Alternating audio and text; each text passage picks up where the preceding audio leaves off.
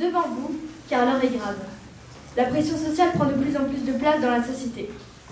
Regardez-moi, je ne suis peut-être pas assez à la mode, pas assez conforme aux autres groupes pour les filles de mon âge, car je n'ai pas le dernier iPhone, ni la dernière paire de Nike. Souhaitez-vous que chacun soit libre de vivre, de penser, de s'habiller comme il le souhaite? Souhaitez-vous que l'école soit un lieu d'apprentissage où nous se sentons bien? La société a évolué. De nos jours, chacun est jugé pour son apparence, pour ce qu'il a ou non, pour ce qu'il fait ou non, et non pour ce qu'il est. Je parle de la société de 2023, celle d'aujourd'hui. Il y a une semaine, nous avons vu dans Lyon, dans le 1er arrondissement, dans la rue Saint-Louis, dans le collège Saint-Bruno, une jeune collégienne qui n'est pas habillée comme tous les autres. Elle est habillée de vêtements vieillots, tendance d'avant, et pour cela, elle est exclue des fêtes, n'a pas d'amis et n'est jamais appelée. Ces journées monotones, habituelles et solitaires font partie de son quotidien. Elle est seule, triste, abandonnée et perdue. Vous imaginez-vous à sa place? Savez-vous ce qu'elle ressent? Savez-vous ce qu'elle endure? Pourquoi ne vous arrêtez-vous donc pas pour lui parler, puisqu'elle est différente? Comme nous l'a dit François Grimaldi, et je le redis haut et fort devant vous, l'habit ne fait pas le moine. Un exemple encore plus actuel. Connaissez-vous cette chose à la mode dont tout le monde parle? Cet objet qui est toujours présent lors des soirées et qui rend dépendant? Oui, c'est bel et bien la cigarette. Cet engin destructeur de la santé, affreux et infect. Un jeune lycéen de Paris part en soirée avec tous ses amis. Ils fument tous, sauf lui. Il refuse de fumer et est traité d'incapable. Il cède et fume. Car s'il avait pris le risque de s'y opposer, il aurait pu être rejeté du groupe. Tout cela pour vous dire, mes chers camarades, que ce genre de situation ne doit pas exister. Affirmez vos choix, votre corps, votre tempérament, vos besoins. En s'écoutant et en écoutant les autres, on peut aisément mettre une distance saine sur cette horrible pression sociale. Tout cela peut changer si nous agissons ensemble, en commençant par accepter les différences et en acceptant les gens tels qu'ils sont. Faites le premier pas en allant parler aux personnes seules. C'est peut-être le début d'une belle amitié. Chers camarades, cette phrase marque la fin. Réfléchissez bien à tout cela. Merci. Mes chers camarades, je suis là pour vous parler d'un sujet aussi vieux que le monde. Un sujet qui nous préoccupe particulièrement en cette période de tension. Vous le connaissez si bien, la guerre. Regardez-moi, regardez-nous. Nous sommes parmi les plus informés, mais cependant les plus ignorants, et par-dessus tout, on pourrait même dire, les observateurs de la mort. Notre égoïsme est le fruit de notre ignorance, et l'arbre est très grand. Comme le disait Einstein, le monde ne sera pas détruit par ceux qui font le mal, mais par ceux qui les regardent sans rien faire. Imaginez-vous, mes chers camarades, la réception d'un appel. Vous me direz là que c'est parmi les choses les plus banales. Mais votre père répond, et son visage semble se décomposer. Votre vie ne sera plus jamais pareille. Il doit partir à la guerre demain matin, 6 heures. Il est très probable que vous ne le revoyez pas. Il part à cause de l'envahisseur et de ses idées folkloriques. Je pense que de telles horreurs ne devraient plus exister dans un monde moderne tel que celui dans lequel nous vivons, mais c'est pourtant le cas. En ce moment même, en Europe, en Ukraine, là où des petites filles et des petits garçons pleurent leur défunt père, dans les bras d'une maman dépassée par le froid, les bombes, la famine, sa vie et celle de ses enfants. Cette mère désespérée se lève tous les matins, non pas à cause d'un réveil, mais à cause de pluies de bombes. Vous, étant sa fille, vous vous souvenez encore de la dernière fois que vous avez vu votre père. Vous ne savez plus où mettre la tête. Aimeriez-vous cela? Aimeriez-vous ce désespoir habituel? Aimeriez-vous cette vie? Non, la réponse est évidente. Alors pourquoi être égoïste? Agissons, leur bonheur dépend de nous. Agissons, leur vie dépend de nous. Je cite, l'humanité devra mettre un terme à la guerre, ou la guerre mettra un terme à l'humanité. Et ça, rapidement. Le fléau dont je vous parle ne fait pas que détruire des familles. Il détruit des infrastructures, des hôpitaux, des écoles, des lieux de culte, des théâtres. On ne peut pas répondre à la haine par la haine. C'est comme répondre à une question par une question, ou à un problème par un problème. Ça ne marche pas et ça n'a jamais marché. Il faut plutôt y apporter une solution. L'inutilité de toutes les guerres est évidente. Qu'elles soient défensives, offensives, civiles, pour la paix, le droit pour la liberté, toutes les guerres sont inutiles. La succession des guerres dans l'histoire prouve bien qu'elles n'ont jamais conclu puisqu'il a toujours fallu recommencer les guerres. Chers amis, je ne sais quoi dire d'autre pour vous convaincre, mis à part le fait que vous fuyez votre devoir le plus important en tant que citoyen. Je vous ordonne d'agir, car l'union fait la force, et ensemble nous serons plus forts. Donc je le dis et le redis, agissons avec toute notre force, notre envie et surtout notre empathie. Vaincrons la guerre. À la télé, nous entendons des choses sur ces féministes qui ont encore frappé, ou encore cette égalité homme-femme. L'inégalité homme-femme est très souvent présente, que ce soit au travail, à l'école ou même à la maison. Trouvez-vous normal que la femme soit moins employée juste parce qu'elle est femme? Et demandez-vous pourquoi, dans certains pays, la femme n'a même pas le droit d'aller à l'école. Vous la trouvez plus bête, moins intelligente qu'un homme, et qu'elle est juste bonne à faire le ménage et à avoir des enfants? En Arabie Saoudite, les femmes n'ont même pas le droit de conduire, ou même d'être indépendantes financièrement. Les femmes sont contrôlées par les hommes, et vous trouvez cela normal. Les femmes sont battues partout dans le monde, et vous trouvez cela normal. C'est intolérable, inadmissible, inacceptable. Vous êtes en train de me dire que des femmes comme Simone Veil ou encore Hollande de gauche se sont battues pour cette égalité pour rien, que toutes ces femmes se sont battues pour rien, par la faute de certaines femmes soumises qui se disent femmes, mais qui ne défendent même pas leurs propres droits. Moi ici présente, je pense, et je le dis haut et fort, la femme devrait être égale à l'homme. Normalisez-vous le fait que certains sévices sexuels soient tolérés, sous prétexte qu'elle soit femme, qu'elle porte une jupe, qu'elle soit désirable. On justifie trop souvent l'intolérable. Qu'est-ce que ces femmes ont-elles fait pour que vous les traitez de cette manière? Mesdames, pensez-vous que ces féministes soient ridicules et qu'elles ne se battent pour rien? Ou qu'encore ces victimes exagèrent et qu'elles portent plainte juste pour faire les victimes? Pensez-vous qu'un jour, nous serons entendus et que la vérité éclatera? Que tous ces hommes seront punis? Si vous voulez mon avis, ils ne le seront jamais, parce qu'ils sont des hommes. Et c'est notre devoir de faire tout notre possible, non pas pour diminuer ou bien réduire, mais bien faire disparaître cette discrimination envers les femmes.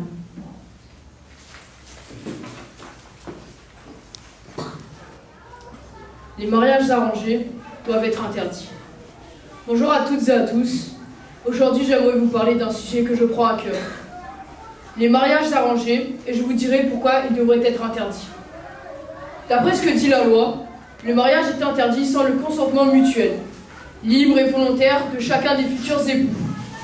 Selon l'article de la Déclaration universelle des droits de l'homme, le mariage forcé est une atteinte aux droits humains fondamentaux, notamment à la liberté et à l'intégrité physique. Nous sommes en 2023 et il y a encore beaucoup trop de pays où le mariage forcé est pratiqué, comme le Maghreb, l'Afrique subsaharienne, la Macédoine, la Turquie, la Russie, la Thaïlande, l'Asie du Sud-Est et le sous-continent indien. Ces pays ne sont que de simples exemples. Dans le monde entier, il y a plus de 12 millions de mineurs qui sont mariés sans leur consentement. Trouvez-vous cela normal? Est-ce que nous devrions continuer dans cette voie? Nous avons le choix d'agir ou de ne rien faire. Moi, je pense qu'il faudrait qu'on commence à se bouger, afin d'éviter de gâcher la vie de ces enfants. Allons-nous vraiment ne rien faire pour ces 12 millions d'enfants? Imaginez une fille de 12 ans, forcée à marier un adulte de 55 ans.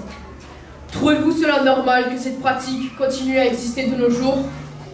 Bien qu'il y ait des lois qui bannissent cet acte, ces pays arrivent à esquiver ces lois. Nombreuses sont les jeunes filles qui ont préféré se donner la mort que d'être mariées de force. Nous devons agir, et je sais que je ne peux pas y arriver seule, donc je vous demande de me prêter main forte. Ensemble, nous changerons les choses. Mesdames et messieurs, je suis de ceux et de celles qui souhaitent faire disparaître la famille dans le monde. Pas celle du XVIIe siècle, ni celle du XVIIIe, encore moins celle du XIXe. Non, je dis bien celle de nos jours, celle d'aujourd'hui. Je pense que chacun a le droit de manger à sa faim, comme il le veut, quand il le veut. Voulez-vous savoir ce qu'est la famine? Ce manque de nourriture qui est une mort cruelle, qui tue des millions de personnes chaque année. Avez-vous déjà ressenti la faim? Pas celle passagère d'une heure ou deux, et celle de plusieurs jours contre nature.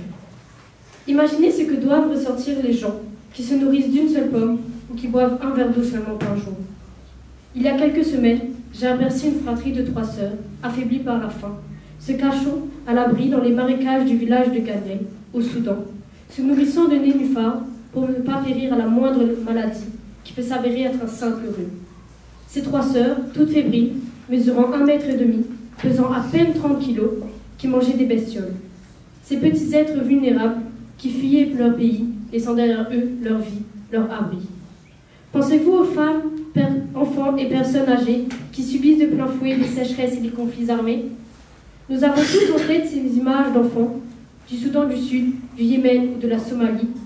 Les bras si maigres et le ventre si gonflé, signe de malnutrition sévère, ils n'ont même plus la force de pleurer. Mesdames et messieurs, nous sommes tous responsables d'une manière ou d'une autre de ce fléau. Vous ne le remarquez peut-être pas, mais à chaque grain de riz qui tombe, à chaque petit bout laissé sur le bord de l'assiette, à chaque repas jeté à la poubelle, ce gaspillage quotidien, c'est en fait une bouche et un ventre non remplis. Vous qui vous plaignez de votre nourriture, vous qui faites les difficiles, ou qui avez parfois les yeux plus gros que le ventre, imaginez tous ceux qui auraient été ravis de ce petit grain de riz. Pensez-vous pouvoir agir et ainsi les aider? Rendons service à tous ceux qui vivent dans la famine en luttant tous ensemble contre le gaspillage. Investissons dans des programmes agricoles pour combattre la malnutrition et arrêtons de nous battre pour rien. Mesdames et messieurs, je vous le dis, vous ne le regrettez pas. Mesdames et messieurs, j'estime que le temps est venu d'en parler. Oui, d'en parler ouvertement. Le droit de mourir dans la dignité. Tout individu dont les capacités de discernement sont indemnes doit pouvoir demander intentionnellement et librement à faire abréger ses souffrances extrêmes. N'est-il pas suffisamment affligeant, éprouvant, accablant de se retrouver personnellement confronté à la maladie ou à un handicap? Est-il nécessaire, en plus de faire état de souffrances physiques et psychiques constantes, atroces et insupportables, alors que la situation médicale est sans issue? Au nom de toutes ces personnes souffrantes, affaiblies, désespérées, je revendique le droit à l'euthanasie, afin de mourir dans la liberté et dans la dignité. Osons enfin regarder la vérité en face. À quoi bon s'obstiner déraisonnablement dans les soins? À quoi bon maintenir la vie sous sédation profonde, si ce n'est de faire souffrir ses proches? J'ai tant parcouru les couloirs des soins intensifs, où des hommes, des femmes, des enfants, des nouveau-nés sont condamnés à des fins de vie douloureuses, inacceptables, incontournables. Et c'est ainsi que je réponds à tous ceux qui pensent que l'euthanasie est un homicide, que vivre ne consiste ni à supporter l'intolérable, ni à survivre de manière artificielle. Alors témoignons notre respect aux accidentés, aux personnes souffrant d'une pathologie grave, évolutive, incurable, et faisons cesser leur supplice en abrégeant leur agonie. Je vous parle là d'individus dont le corps est sévèrement touché par la maladie et l'infirmité, et qui expriment une douleur qui est fondamentale d'accueillir et d'écouter. Peut-on rester insensible et silencieux à la demande d'une personne qui n'en peut plus de l'existence qu'elle subit? Quel genre d'aide sommes-nous pour décider de la vie des autres? L'euthanasie est avant tout un devoir d'humanité, que l'on respecte le choix de ces êtres humains, qu'on leur accorde le droit de réaffirmer leur liberté, oui, leur liberté ultime dans leur volonté de mourir, qu'on leur offre le moyen de reprendre le contrôle sur l'existence ravagée, qu'ils puissent récupérer leur souveraineté, et surtout qu'on leur permette de quitter ce monde en paix. Il est donc l'heure, désormais, d'autoriser l'euthanasie de manière responsable, avec un encadrement réglementé. Donnons-leur le droit de quitter l'existence de manière libre et choisie, et de rendre leur dernier soupir en toute dignité.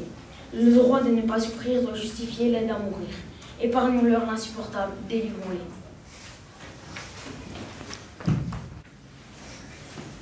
Essayez de vous imaginer dans une petite cage, dans une pièce sombre et lugubre, où l'odeur du sang règne et où les cris de désespoir résonnent. Vous êtes là.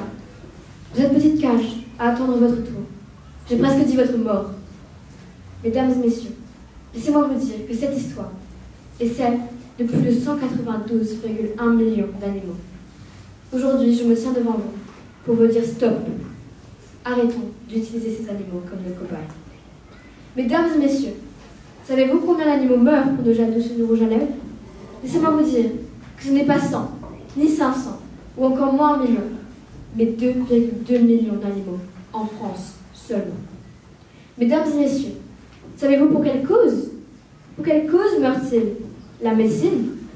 Non, elle ne peut être ainsi, car nos corps sont différents et nos réactions sont contraires. Prenons un exemple simple, le chocolat. Si vous donnez du chocolat à votre chien, il est fort probable qu'il en meure. Pourtant, nous en mangeons. Alors, si ce n'est pas la médecine, qu'est-ce? Pourquoi des centaines de chiens, de chats, de lapins et de chevaux meurent? On dit souvent que c'est pour la science. Mais est-ce que la science est une raison valable? Est-ce que la science est plus importante que la vie de ces animaux?